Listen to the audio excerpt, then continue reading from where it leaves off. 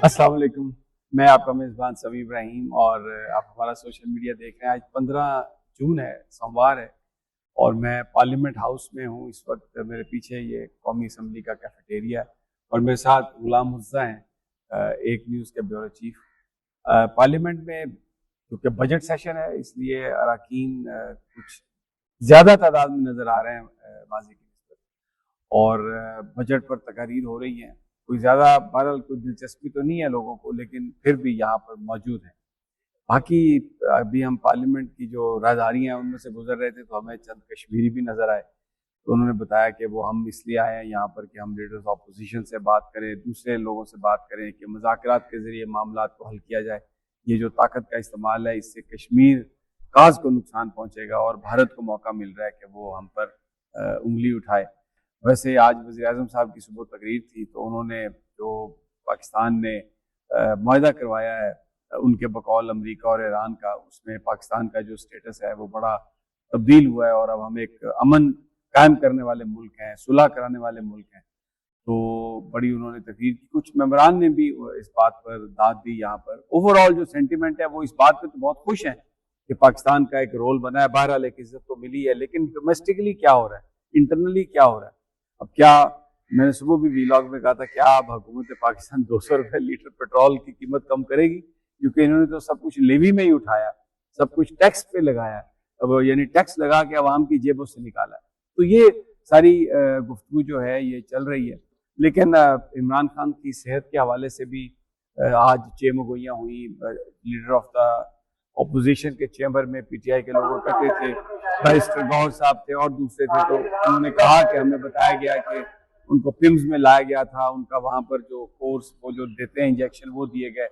लेकिन जाहिर है किसी पीटीआई के रहनुमा को मिलने की इजाज़त नहीं है, ख़ानदान को मिलने की इजाज़त नहीं है, इसलिए शकूक व शुबाब अपनी जगह पे। मौलाना फजलुर रहमान ने भी बड़ी मीनिंगफुल गुफ्तगू की है। मुर्तज़ा जरा अब आप। आज मौलाना फजल रहमान की गुफ्तगू जो थी, मुझे तो ऐसा महसूस हो रहा था कि वो ना सबसे नाराज है, खफा है, सारी पार्टियों से भी और मुल्क चलाने वालों से भी। उन्होंने आज अफगानिस्तान की बात की। उन्होंने कहा अफगानिस्तान को क्यों इस तरह की बातें की जा रही है। अफगानिस्तान वो मुल्क है जिसने तक़सीम हिंद को सपोर्ट किया था, पाकिस्तान को बनते हुए सपोर्ट किया था। उन्होंने अफगानिस्तान के हवाले से और बहुत सी बातें कर दी। फिर उन्होंने कश्मीरियों के हवाले से बात की। उन्होंने कहा मकबूजा कश्मीर का डंडोरा सारी जिंदगी पीटते रहे हैं, आज आप क्या कर रहे हैं आजाद कश्मीर के अंदर, तो अब हम क्या जवाब देंगे लोगों को। उन्होंने बजट मौलाना कश्मीर कमेटी के को 25-30 साल चेयरमैन भी रहे हैं और कश्मीर की बड़ी बात की उन्होंने। उसके बाद उन्होंने महंगाई, गुर्बत, बेरोजगारी की बात की और फिर एक बड़ा जुमला उनका था, वो भी आपकी नजर करता हूँ। उन्होंने कहा वज़ीर-ए-आज़म शहबाज शरीफ जो है ना, ये जब वज़ीर-ए-आज़म नहीं थे तो भारत कंटेनर पे हुआ करते थे। तो उस वक्त ये बड़े जोशीले अंदाज में कहते थे कि अगर 6 महीने मुझे मिल जाए, मैं 6 महीने के अंदर मुल्क की तकदीर, मईशत बदल दूंगा। अगर मैंने मईशत जो है वो दुरुस्त में गामजन रखी। अच्छा, यहाँ पर मेरा नाम शहबाज शरीफ ही नहीं। मेरा ख्याल है कि उन्होंने मईशत को तो तब्दील कर दिया है। पाकिस्तान में अब 50% से ज्यादा लोग खतरे गुर्बत से नीचे हैं, लोगों को गरीब कर दिया, अमीर को अमीर तरीन कर दिया और अपने ऊपर जो सारे मुकदमात थे वो नैब वालों के साथ मिल मिला के इन्होंने उसके अंदर बरियल यानी अपनी जो है ना बेगुनाही साबित करने में वो कामयाब हो गए हैं, नैब की मदद से और जजेस की मेहरबानी से। वैसे तो वो बेनामी अकाउंट वैसे ही है, वो मालो दौलत वैसे ही है, लेकिन अब उनका नाम शहबाज शरीफ नहीं, शहबाज शरीफ सीनियर हो जाना चाहिए मुझे लगता है। शहबाज शरीफ सीनियर है। देखें, जो भी हुकूमत आती है वो अपने केस क्लियर करती है और अपोजिशन पे बनाती है। वही अपोजिशन जब हुकूमत में आती है वो अपने क्लियर करती है और नए उनके ऊपर बनाती है। ये तो आपको पता है, आप माशाल्लाह यहाँ इस किरादारी में 40 साल से आ रहे हैं, तो आपको पता है ये सिलसिला इस तरह से चलता रहता है। उन्होंने अब कुछ मामला जो है वो सीधे किए हैं और फिर उसके बाद कुछ वक्त आएगा। अभी तो आपको पता है बहुत सारी चीजें गई हैं। अच्छा, एक बात अभी कश्मीरी जो खासतौर पर ये ओवरसीज कश्मीरी हैं, अमेरिका से आए हुए हैं और ये कॉरिडोर्स में MNAs की हमें उनके पीछे भागते हुए नजर आ रहे हैं और उनका कहना है कि मामला को मुज़ाकरात से, इफ़हाम तफ़हीम से हल करना चाहिए। लेकिन दूसरी जानिब मैं फैसल राठौर साहब को सुन रहा था, उनके पास तो मुझे लगता है गुफ्तगू का कोई इख्तियार ही नहीं है। वो कह रहे हैं जी कि उनसे पूछा आजाद सैयद ने कि आपके पास कोई एविडेंस है, आपने उनको कलअदम करार दिया है, तो उन्होंने कहा जी जिनके पास है उनके पास है। तो मुझे कोई जो सियासी क़यादत है कश्मीर के मामले में बेबस नजर आ रही है।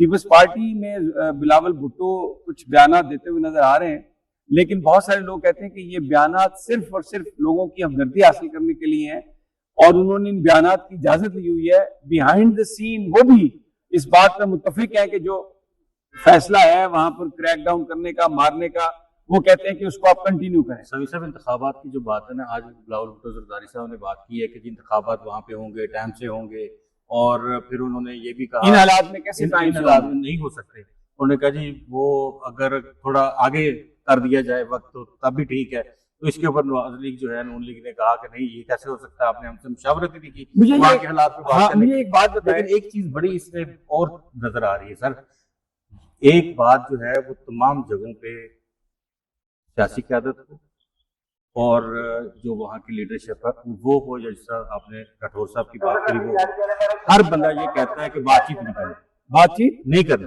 क्यों?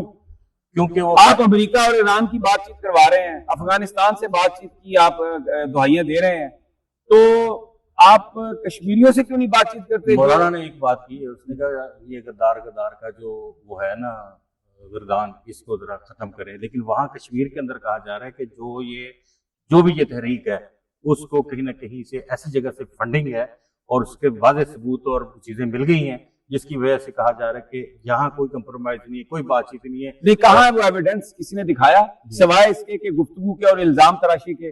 और ये अवामी एक्शन कमेटी वो लोग हैं जिनके साथ ये पिछले 6 महीने से 2 साल से मुज़ाकरात करते रहे हैं। इनके खिलाफ जो FIR थी वो इन्होंने वापस लिए। अब अचानक ये तो आप यहाँ पर ये PTI के मैं लोगों को जानता हूँ जिनको पकड़ा उनको गद्दार बना दिया, दहशतगर्द बना दिया। ये तो एक फैक्ट्री लगी हुई है यहाँ पे जो दहशतगर्द भी बनाती है, गद्दार भी बनाती है।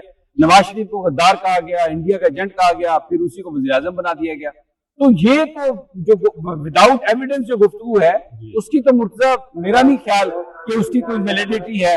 और आप अपने ही कश्मीरियों को अब देखें, इतने बड़े बड़े मुजाहरे हुए हैं वहां पर लंदन में, और दिल दुखा देख के कि ये वो लोग थे जो इंडिया के खिलाफ मुजाहरा करते थे, आज वो पाकिस्तान के खिलाफ ये बात कर रहे हैं। तो क्या हमें अपने गिरेबानों में झांकने की जरूरत नहीं है?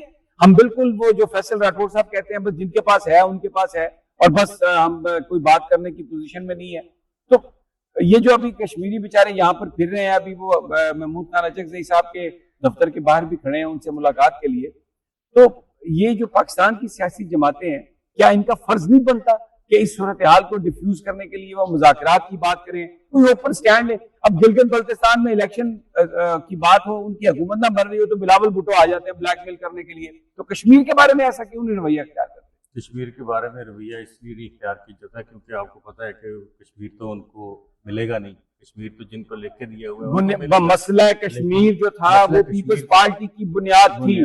जुल्फकार अली भुट्टो ने अयूब खान को इसलिए छोड़ा था कि शिमला अकॉर्ड, वो जो ताशकंद मुआहदा, मैं बता दूंगा सब कुछ उन्होंने कहा था।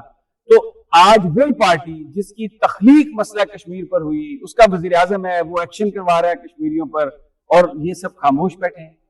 ये उनकी मर्जी। एक अफसोसनाक ये सारी सूरत हाल है। मुझे पता है आपने जाना है, तो नाजरीन यहाँ की ये सूरत हाल है, गुफ्तगू चलती रहेगी। अब अगली वीडियो तक इजाजत, अल्लाह ने के बाद।